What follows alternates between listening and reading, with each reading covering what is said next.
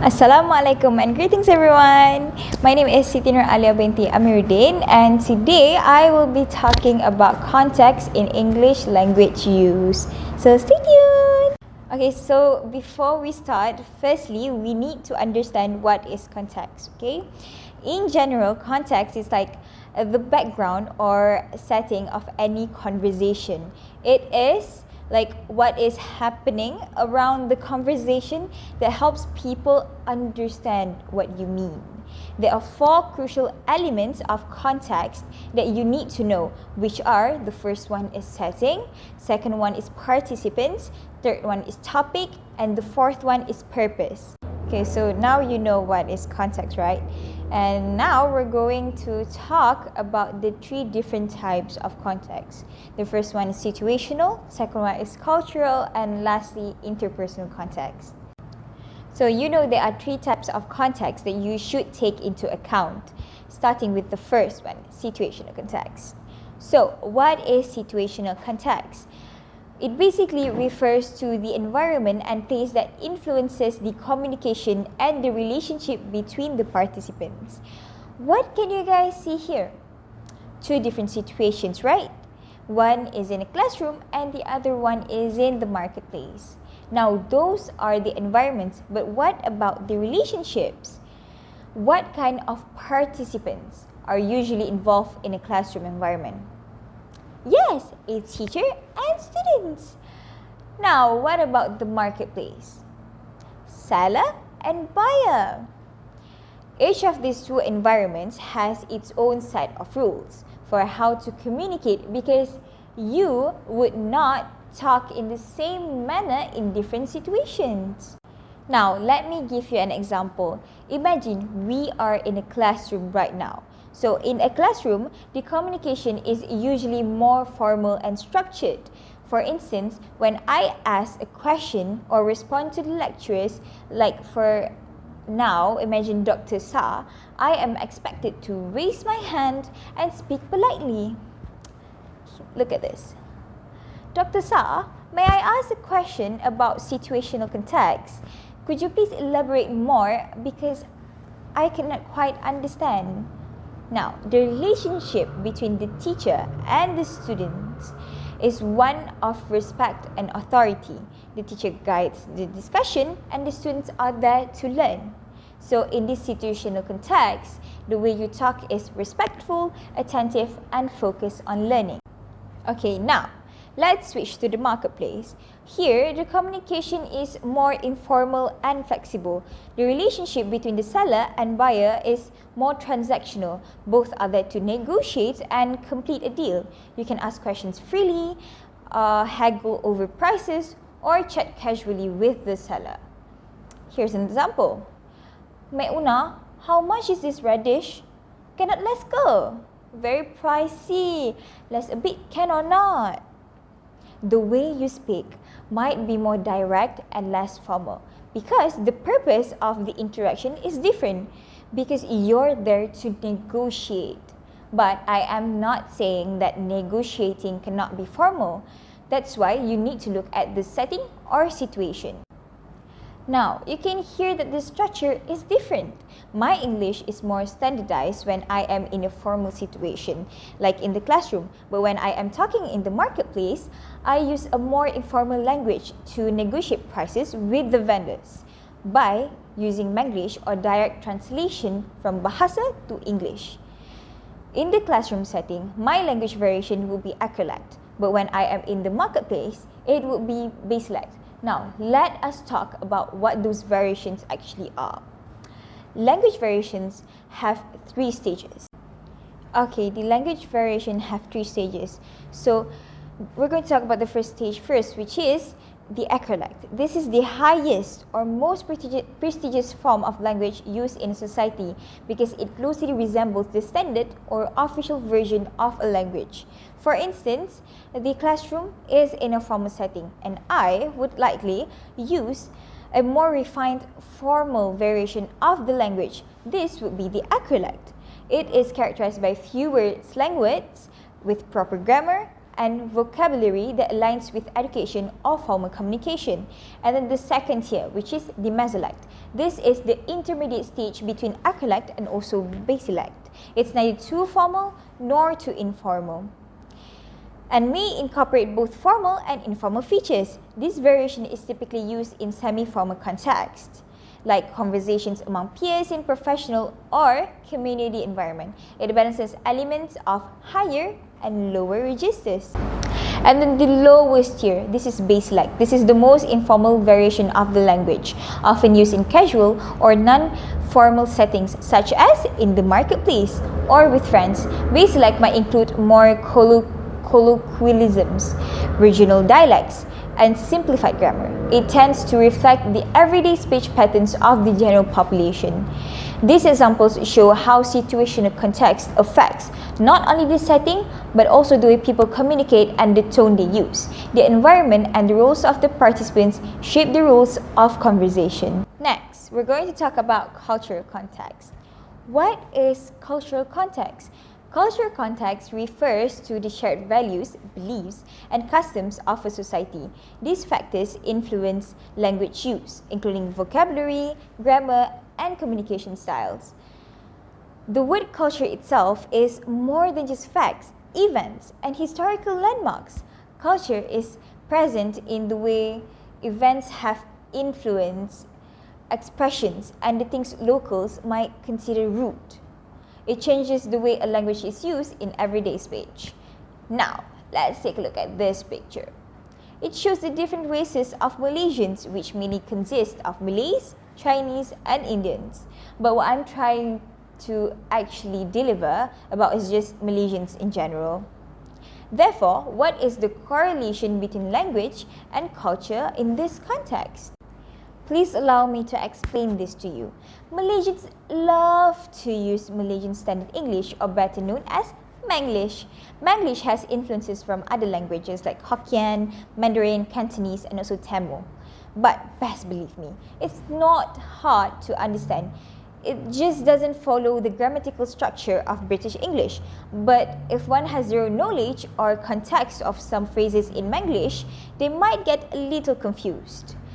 Now, let me give you an example. You know how we love to use la when we speak? Understanding la is fundamental. It can be used in a variety of ways in daily communication and describes different kinds of emotions, but it really has no specific meanings. Let's say when I am frustrated about something, I would definitely say, "What lah?" And when I want to emphasize on something, I would say, "Yeah lah." And when I'm feeling so, "Okay lah, I'm trying to chill, come on lah." And when I want to ask for something, "Serious lah." And when I am denying something, "No lah." Without understanding the context of la, one might be unable to differentiate the difference in emotion and might think it is rude. I'm going to give you another one. The word boss, commonly used by males and is widely used as a sign of respect or to make someone feel important. It's not an official calling, but more of a respectful way to address someone. Even if you are in the mama restaurant, it's normal to call the waiter boss. Like, "Boss, one roti canai please." There are so many other Manglish words such as tapau, which means to take away or pack up the food. And then kautim. This word comes from Cantonese and means to settle, as in to finish some work or to settle a problem. Mat saleh. This word is referring to Westerners, but not in a derogatory way. And jambu. Jambu's original meaning was supposed to be a guava fruit, but has been transformed to refer to a cute boy. Cultural differences influence communication in styles, including directness, politeness, and humor. Malay culture places a strong emphasis on respect and maintaining harmony in social interactions. Do you realize that we often use honorifics, especially when we are talking to strangers and people that are older than us? Using the correct titles such as Tuan or Mr. or Puan or Mrs. is important, especially in formal settings. The way we greet people, "Selamat pagi" or "Good morning," physical gestures such as a slight bow, or the salam handshake. Using both hands can also convey respect. Offering food or drinks to guests is a common practice, and refusing such offers can be seen as impolite. It is customary to express gratitude when receiving hospitality. You see, many jokes that we tell draw on the diversity of Malaysia's ethnic groups. Humor often involves playful stereotypes or light-hearted commentary about cultural differences. That is why it is very, very important to discern the context and the audience. And understanding the nuances of each culture can help us appreciate the humor without crossing any lines. That is why, everyone, it is very important to understand the cultural context so that we can use a proper and suitable language when we are talking with people from different cultural background. Finally, the last context, which is interpersonal context. So, what is interpersonal context? Interpersonal context refers to the relationship between the participants in a communication act. This includes factors like power dynamics, familiarity, and social distance, impacting language choice and interpretation. There are 4 types of interpersonal context. So, the first one is direct communication. Direct communication means a communication that occurs between 2 people. Secondly, small group. Small group communication refers to communication that involves at least 3 but not more than 12 people engaging in face-to-face interaction. Thirdly, public communication. When we're talking about public communication, it indicates a communication that one needs to deliver in front of a group. And then lastly, mass communication. Mass communication refers to communication that takes place through television, radio, newspaper, and other types of media. So, looking at this picture, what type of interpersonal communication is this one? Yes, small group communication. Okay. So now please allow me to give you the context of what this picture is about. These 5 people are friends, and the only person that can actually speak in English is the one with the yellow shirt, named Bora, and they're having a group discussion with Bora acting as their teacher. In this context, this is a casual discussion since all of them are friends and they are close with one another. So the discussion would go like this. Starting with Bora, the one in yellow shirt, Bora would say, "Okay, let's start by practicing some simple phrases. How do you say, 'How are you?' in English?" Friend 1 will say, "Is it, 'How are you doing?' And Bora will say, "Close. It's just, 'How are you?' You can also say, 'How is it going?' And friend 2 will say, 'What about, 'Nice to meet you?' And Bora will say, 'Exactly! That's perfect. Now, when you meet someone new, you can use that phrase.' And friend 3 will say, 'This is fun. I feel more confident speaking English with you all.' And friend 4 will say, 'Yeah, I like how we can help each other learn.' This interaction highlights the supportive nature of small group communication, where participants feel comfortable sharing, learning, and growing together. Since it is in an informal setting, they often feel more comfortable expressing their thoughts and feelings without the constraints of formalities. This openness can lead to more authentic conversations and deeper connections. This can help clarify misunderstandings and provide context that might not be present in formal communications. So in the context of group discussion depicted in the picture, we can observe that 1. Bora, who is proficient in English, likely utilizes a mesolect or acrolect when communicating, providing clear, grammatically correct examples while encouraging the group to engage in learning.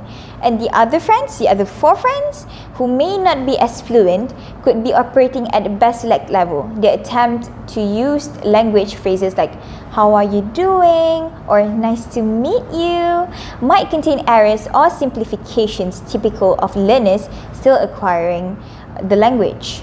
As the conversation progresses, you might notice a shift where the group starts to blend their baselect attempts with elements of mesolect as they gain confidence through Bora's guidance. This could lead to an enriching learning experience where they refine the language skills in a supportive environment. Can you see how this interpersonal context is actually related to the other two contexts, which are situational and cultural context? You can see that they are having the discussions in their house, right? Which creates a comfortable and informal environment conducive to open communication. In this group, one of the friends speaks good English, which can be attributed to her family background and cultural environment. Families often play a significant role in shaping language skills, as they provide the initial context for learning and communication.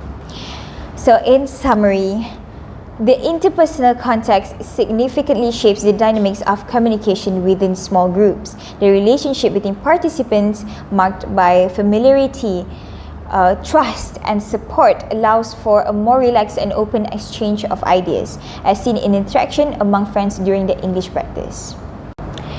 We have come to the end of the presentation. Thank you very, very much for lending me your ears, and I hope you gained something. Thank you very, very much. See you guys next time. Bye!